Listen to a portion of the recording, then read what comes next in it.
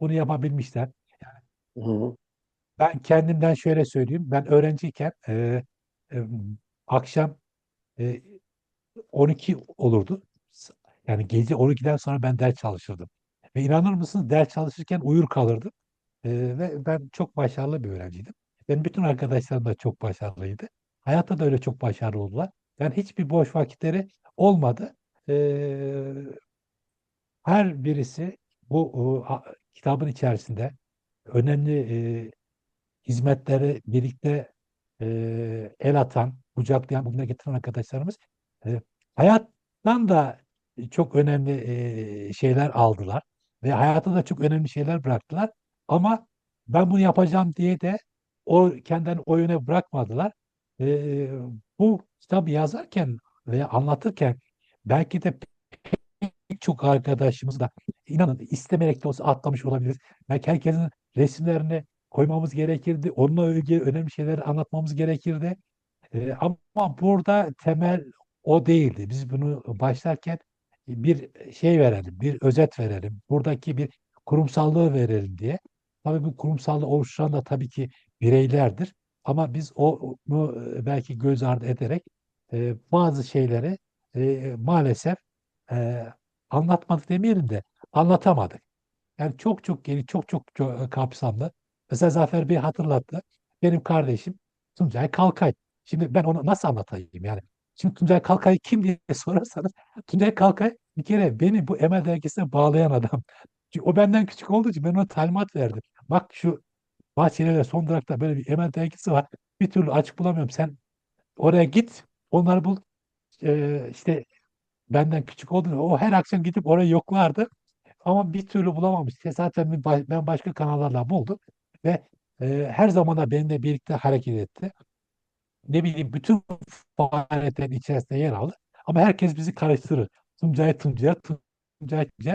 Hiç önemli değil. Biz çünkü biriz. Veya işte bu Zafer Bey ya dedi sen bunu yazmışsın hiç özel hayatından bahsetmiyorsun falan diyor. Benim eşim de mesela Neysel Kalkan o da benimle birlikte bu işin içerisinde yıllar boyunca ama ben bunu burada tabii eşimi anlatacak durumda değilim. Ne bileyim bir kardeşimi anlatacak durumda değilim. Hatta daha da ileri gideyim. Bir arkadaşım Zafer Kartay'ı anlatacak durumda değilim. Mutlaka çok önemli şeyleri vardır. Anlatmam gerekiyordur. Ama onları anlatamadım. Yani dediğim gibi bunları sadece örnek veriyorum. Yani gecelerimizi şey yaptığımız, birlikte paylaştığımız çok önemli şeyler, hayati şeyleri paylaştığımız konular olsun, arkadaşlar olsun. Bunları verme imkanımız yoktu. Belki onlar bu vesile bir çalışma yaparlar. Orada da onları anlatmış. Bazı fotoğrafları görüyoruz. Orada benden varmışım diyor. Veya bu kitabımızı yayınladığımız zaman bazı arkadaşlarım görecek. Burada ben de varmışım. O gün hatırlanmaya çalışacak. Dolayısıyla da ben e, daha farklı çalışmaları yani işte Ballıkpınar'ı anlatırken ben şunu anlatıyorum. Diyorum ki bu sadece Tüm Tatarlar için değil. Diğer köylere de örnek olsun. Herkes kendileriyle ilgili böyle bir kültür evi kursunlar. Bizim yapmış olduğumuz çalışma bu çalışma diğer derneklere de bir örnek olsun. Onlar da kendi tarihlerine ilgili bir çalışma yapsın ki bunların her birisi bizim bir parçamız ve gelecekle tanıştırılsın. Orada geçmişte bir arada kalmasın. Herkesin önemli şeyi vardır. Ve biz de bunu atlamış olabiliriz ve bunu atlarken de herhangi bir kasıt yoktu. Dediğimiz gibi sadece işte biz gözümüzün önünde olanları, yaşadıklarımızı ortaya koyduk. Şahit olmadıklarımız da vardır.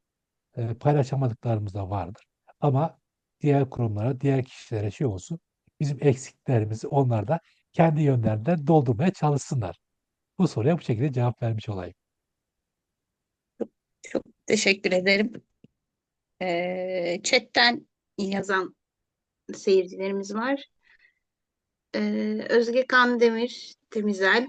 Emeklerinize sağlık. Çok beğendim Tuncer Bey. Bir an önce kitaplığıma eklemek istediğim çok önemli bir kaynak. Recep Orak, Tuncer Başkanım teşekkürler. Emeklerinize sağlık. Ömer Bircan, Tuncer Başkanım çok faydalı ve kıymetli bir çalışma olmuş. Çok teşekkürler. Emeğinize, yüreğinize sağlık ee, diye mesajlar gelmiş. Son olarak ben bir soru daha sormak istiyorum. Eğer başka katılımcılarımızdan soru yoksa. Ya ben bir soru sorabilir Tabii, miyim? tabii buyur, buyurun Taha Bey. Ya şöyle bu eserin ilk yazılmaya başladığı zamanlara şahit olanlardan biriyim herhalde. Yani Tuncer abi ziyaret etmiştim. 2019'da daha genç bir tarihçiyken, daha yolumuzun başındayken Ankara'ya bir ziyaretimiz sırasında Tuncer abinin yanına nasıl gideceğimi düşünüyordum o sıralar. Ve yanına oturup şöyle bir soru sormuştum. Hani Müstecip Ülküsal hususunda bir soru sormuştum ona. Ve o da bana bu eserinden bahsetmişti. Biz bugün burada çok değerli bir eserin görüş konuşulmasını tartıştık ve çok güzel bir eser olduğunu düşünüyorum. Kendisine bu çalışması için teşekkür ediyorum. Yani yıllardır bekledik. 2025 yılı buna şahit olacakmış.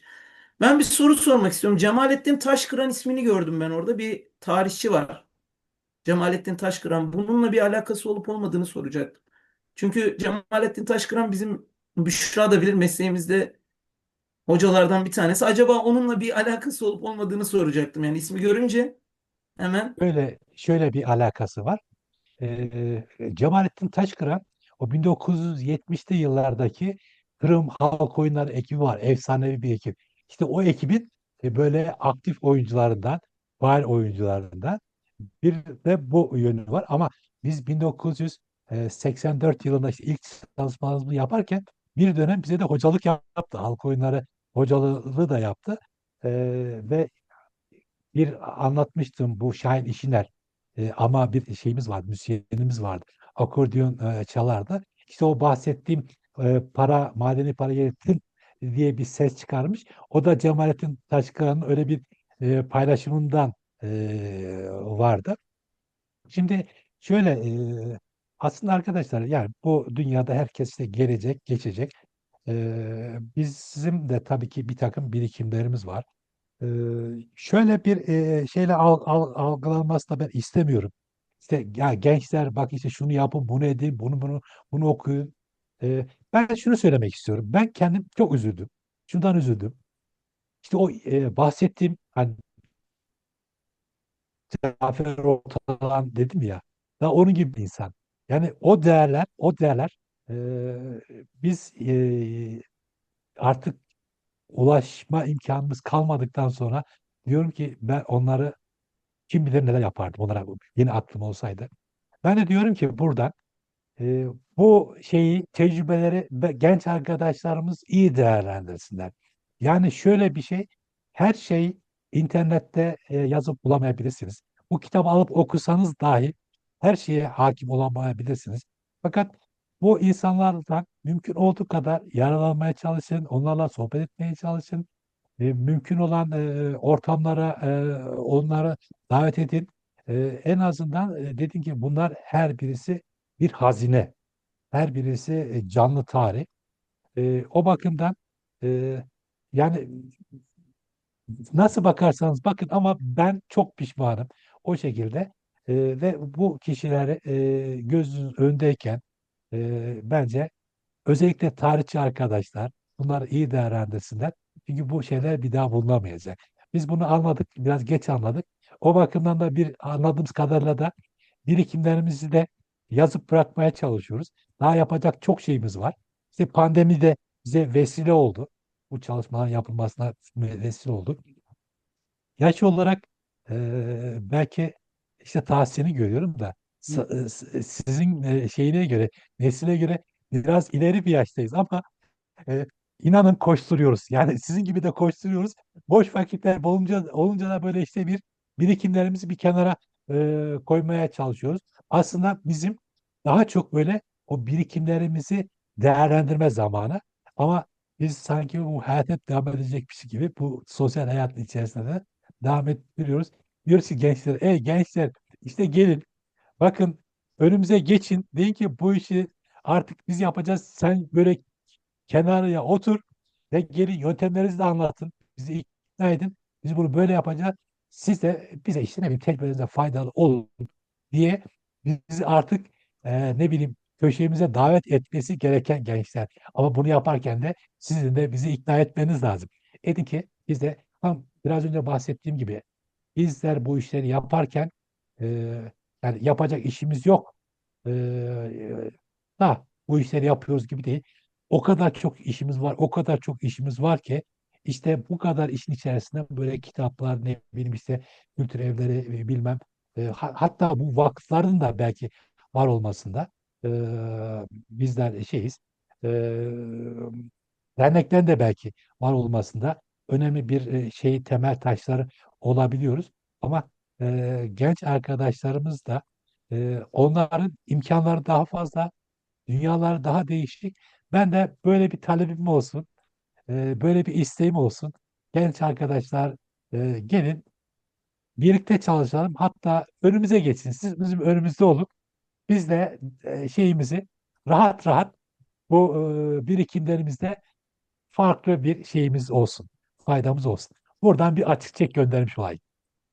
Evet, ben de böylelikle sorumun cevabını almış oldum. Çok teşekkür ederim. Chatten bir Gülnare Hanım'ın mesajı var. Çoktan çok sağ olunuz hocam. Emeklerinize sağlık. Milli Hareket en yüksek seviyede olganı gururlana. Episelere sağlık dileyem. Hürmet ile Gülnare Bekirova. Ee, soru sormak isteyen katılımcımız. Buyurun Süleyman, Süleyman Bey. Aslında soru değil. Ben chatten de yazdım da tebrik ediyorum öncelikle Tuncer Başkanım. Yani Kırım İli davasının Türkiye'deki kanadı diyelim. En azından gördüğümüz kadarıyla şu anda tam okuyamadık kitabı ama en azından oradaki o safhayı anlatan, oraya ışık tutacak bir eser olmuş. Gerçekten tebrik ediyoruz. Bizlere de oldukça faydalı bilgiler vereceğine eminiz. Bir yandan da şeyi sormak istiyordum. Ben chatten yazdım. Bir yandan da tam o esnada siz o konuya girdiniz. Hani derneklerin de sizin bu yaptığınız çalışmadan örnek alacak şeyleri var. Özellikle hani arşivi geriye gidip de taramak oldukça zor. Onu ortaya çıkarmak zor. Bunları yaşarken bir yerlerde bir şekilde saklamak, bir arşiv yöntemi bularak bunu saklamak biraz daha ilerisi için efektif olabilir, daha verimli olabilir. O yönden de tam o soruyu soracakken siz kendinizi açtınız zaten. Derneklere de örnek olacak bir aslında bir yöntem olmuş bu. O yüzden biz kendimize düşeni, dernek şubeleri olarak da biz kendimize düşeni buradan kapmak durumundayız, almak durumundayız diyorum. Tekrar tebrik ediyorum. Şimdi ben teşekkür ediyorum. Ya bu vesileyle ben de Bursa ile ilgili de birkaç şey söylemek istiyorum. Bursa şubemiz de bizim böyle çok çalışkan şubelerimizden, çok değerli arkadaşlarımız olduğu şubelerden birisi. E, Adnan Süyen, rahmetli Adnan Süyen. Tabii onda da çok anılarımız var. 2013 yılında ben Kırım Derneği'nin genel başkanıydım. Bir bypass operasyonu geçirdim. Ağır da bir operasyon geçirdim. Sonra daha 1,5 ay işte büyük bir salonda gösterimiz var. Ee, O da beni duymuş. Yani orada benim katılabileceğimi anlamış. Telefon açtı bana. Dedi başkanım, böyle böyle dedi, sen de toplantı konuşma yapacak mısın dedi. Tabii ki yapacağım dedim ya, bundan doğal. Başkanım dedi, olur mu öyle bir şey dedi. Siz dedi bypass oldunuz. Ya orada dedi gideceksiniz, ben dedi biliyorum dedi, insanlarla öpüşeceksiniz, bilmem tokalaşacaksınız. Dedi, ben dedi istemiyorum, şey yapmıyorum. Ya dedim başkanım, yani olsun dedim, yani artık neyse biz onu yaşarız. Ben de tedbirimi de alırım, ona göre giderim falan diye. Ve beni kollamıştı. Çok şey yapmıştı. Ama o beni kollayacağı konuda, yani kalp konusundan o muzdarip oldu maalesef. Kendini koruyamadı. İşte bu hayatın ne zaman ne getireceği belli olmuyor. Ama bizler eğer hayata böyle bir iz bırakabiliyorsak, Adnan Başkanımız da çok önemli hizmetler oldu. Yani ben sizi de çok takdir ediyorum. Yıllardan beri bu işin içerisindesiniz.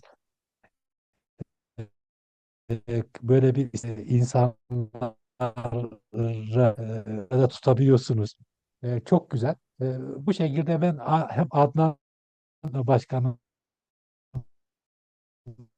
da selam var. Her birisiyle anlatılacak. O kendisiyle alakalı çok şeyler yazıp bıraktı. Kavga dergisine de bıraktı. Bunlar işte herkese örnek olsun. Bu vesileyle de ben size de teşekkür ediyorum. Sağ olun. Teşekkür ederiz başkanım övgüleriniz için. Adnan Başkanımız da gerçekten sizin dediğiniz gibi o Sizden önce muhtemelen 2 kere bir bypass geçirmişti o. Zaten üçüncüsünde hani zaten 2014'ün yılbaşında hemen kendisini kaybettik. Yani Bursa Derneği olarak da tabii kendisinin öğrettiği, kendi çizdiği o şeyde çerçevede biz daha da ileriye götürmek için çalışıyoruz, çabalıyoruz. Teşekkür ederiz. Sağ olun övgüleriniz için.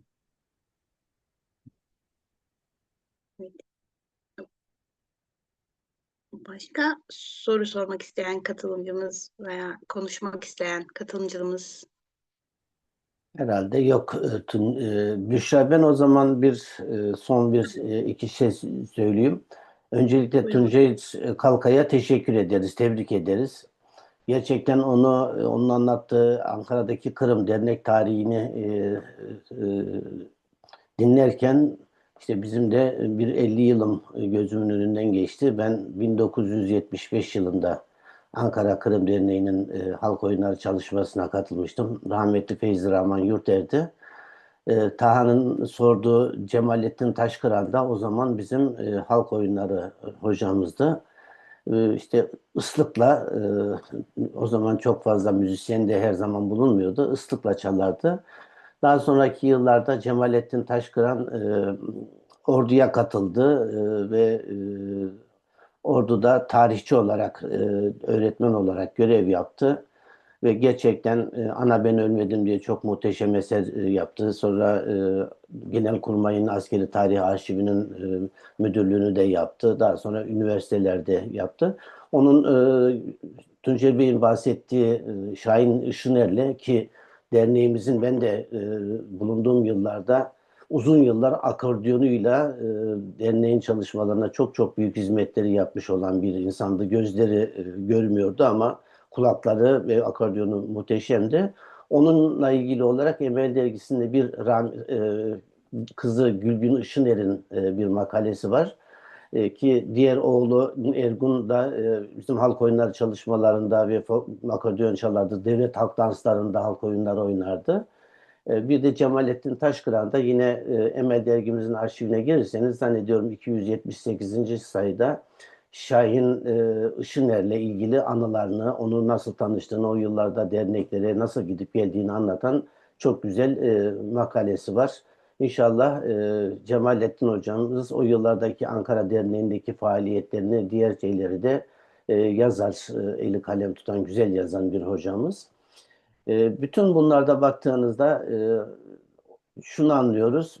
O Kırım Derneği'ni kuranlar, Emel Dergisi'ni çıkaranlar ve bu bayrağı yükseltenler gerçekten Kırım'ı karşılıksız seven, gerçekten Kırım derneklerini, bulundukları sivil toplum örgütlerine, Emel Dergisi'ni, Kırım Dergisi'ni bir hobi olarak değil, bir hayat biçimi olarak gören insanlar ve bu hayat biçimi içerisinde buralardan bir menfaat değil, buralara fedakarlık yaparak zamanını, parasını, gücünü katarak çalışan insanlar.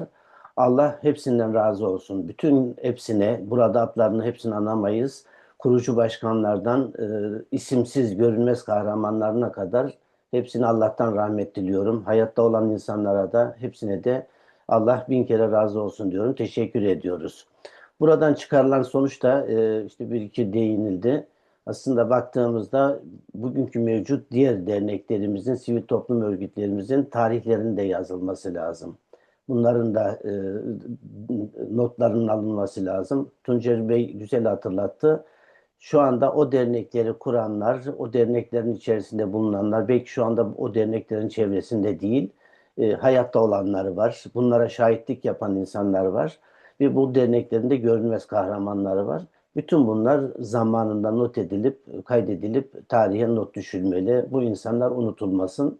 Her şeyden önce burada işte bilinen kişilik olarak bilinen insanların hizmetleri biliniyor ortada ama burada ismini sadece duyduğumuz pek çok kişiyle ilgili Tuncer Bey çok kapsamlı güzel çalışmalar yapmış. O insanların da unutulup sadece tarihte bir yerlerde bir gazete veya bir dergi satırında derneğin yönetim kurulu veya başkanı olarak geçmek yerine o insanları da en azından bulabildiği kadar fotoğraflarıyla ve biyografileriyle yer vererek o insanların Kırım'a olan, vatanımıza olan hizmetlerini ölümsüzleştirmiş. Onun için hakikaten bu kıymetli çalışması için teşekkür ediyoruz. Tabii bir de buna baktığınızda özellikle 1980'lerden sonraki faaliyetlere baktığında Emel Dergisi, Emel Vakfı, Emelciler ve dernek şeylerini birbirinden ayırt etmek imkansız ve halen de bugün de bu böyle. Zaten buralarda önemli olan amaç birliği, gönül birliği, hizmet birliği ve vatana, millete kayıtsız, şartsız, karşılıksız hizmet etme. Ondan dolayı bugünkü günde de şimdi az önce mesaj yazan Gülnara Bekirova'ya da bir kere daha başsağlığı diliyorum. O vatansever eşi Edem Bekirov'u da geçenlerde biliyorsunuz kaybetmiştik. Hala Edem Bekir maalesef Rusya hapishanesindeyken sağlığı bozuldu ve o sağlığı 3 yılı aşkın bir zamandır ameliyat üstüne ameliyat ve tedavilerle maalesef kurtulamadı. Çok istemesine çok direndi. Ama hala Rusya'da hapishanelerde olan kardeşlerimiz var, insanlarımız var. Gelecek hafta Dünya İnsan Hakları Günü. İnsan Hakları Günü'nde başlattığımız bu mahkumlara mektup kampanyası var. İşte o mahkumlardan bir tanesi bugün Ankara'da Ukrayna'nın büyükelçisi olarak görev yapıyor. İşte bir diğer o mahkumlardan kurtulan mahkum maalesef işte kaybettiğimiz Edem Bekir. Ama Edem Bekir hapishanede tedavisine yardımcı olan, onunla yardım eden Server Mustafayev hapishanede Rusya'nın bir köşesinde. O dönemde ona yardım eden Ruslan Turbaç şükürler olsun serbest kaldı. Ama serbest kalmayan pek çok insanımız var. İşte bugün e, Hasan Akdem'in doğum günü, eşi hüzünlü bir şekilde doğum gününü paylaştı. Bu mektuplar gerçekten kıymetli. O insanları paylaşmak gerçekten kıymetli. O insanlara yaşama sevinci, hayat umutu bağışlıyorsunuz. Bu konularda sosyal medyada maalesef Türkiye'deki derneklerimizin birçoğu yeteri kadar aktif değiller ve kayıtsız kalıyorlar. Bunlar hem bizi hem de Kırım'daki bu mahkum yakınlarını, Kırım'da yaşayan insanların da üzmektedir. Paylaşılanlar da sevindirmektedir. Ondan dolayı yaklaşan bu İnsan Hakları Günü ve yaklaşan yılbaşında bu kardeşlerimize birer mektup yazarak, birer kart yazarak, yeni yıllarını kutlayarak, yeni yılda özgürlük dilerseniz onları da mutlu edersiniz. Bir son olarak da Kırım bugünlerde pazarlık konusu yapılıyor biliyorsunuz. Kırım'ın Rusya'ya terk edilmemesi konusunda gerçekten aktif olmak lazım. Sosyal medyada aktif olmak lazım. Gazete ve televizyonlarda yorum yapanlara karşı tepkilerimizi koymakta aktif olmamız lazım. Uluslararası alanda biz Kırım Tatarları varız. Kırım bizim vatanımız. Biz Rusya içerisinde yaşamak istemiyoruz demeyi bütün kamuoyuna, siyasetçilere, akil adamlara, şunlara bunlara herkese göstermeliyiz. Onun için mücadelemiz devam etmeli. Bu konuda yapılan katkıda bulunan herkese teşekkür ederiz. Tuncer Bey'e de bir kere daha teşekkür ederim. Sağ olsun, var olsun. Teşekkür ediyoruz katılımcılarımıza da ve Tuncer Bey'e de bir kez daha. Eğer başka söz alacak katılımcımız yoksa iyi akşamlar diliyoruz. Çok sağ olun Tuncer Bey hepiniz. Bizim siz yatacaksınız da bizim yarın bir programımız daha var. Hülya Hanım'la. Hülya Demir Hanım bizim hemşerimiz.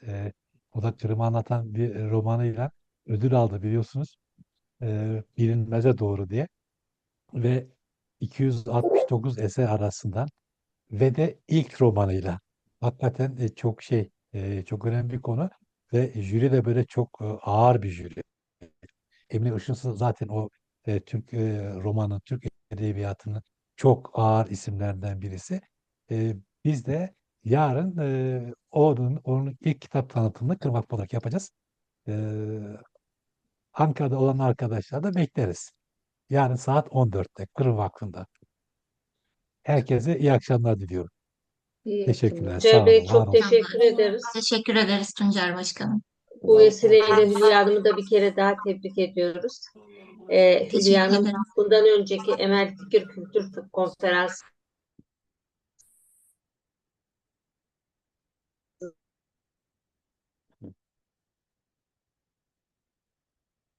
bize davet ediyorum ben de. İyi çalışmalar. Lütfen Kırım'ın sesini Kırım'la siyasetçilerin paylaşımlarını da paylaşarak duyurmaya çalışalım. Çok teşekkürler. Allah razı olsun sizden. Tamam. Evet. Ya sağ olun. Bu benim Facebook canlı yayını durdu da bugün internet bir sürekli sorun veriyor. Benim 2 defa evde internet gitti. Yayından çıktım. Birisinde Facebook devam ediyordu ama sonradan fark ettim. Sonra Facebook yayını da nasıl olduysa durmuş. Sonra başlattım. Biraz böyle aksaklıklar oldu. İnşallah bundan sonra daha iyi olur. Maalesef internet sorunları Türkiye'de bir türlü çözülemiyor. Evet, sağ olun arkadaşlar. Tuncel Başkanım. Hepinize hayırlı akşamlar diliyorum. Hayırlı akşamlar, sağ olun herkese. Hayırlı akşamlar. Sağ İyi akşamlar herkese. Sağ olun. Sağ olunuz. İyi akşamlar. Akşamlar.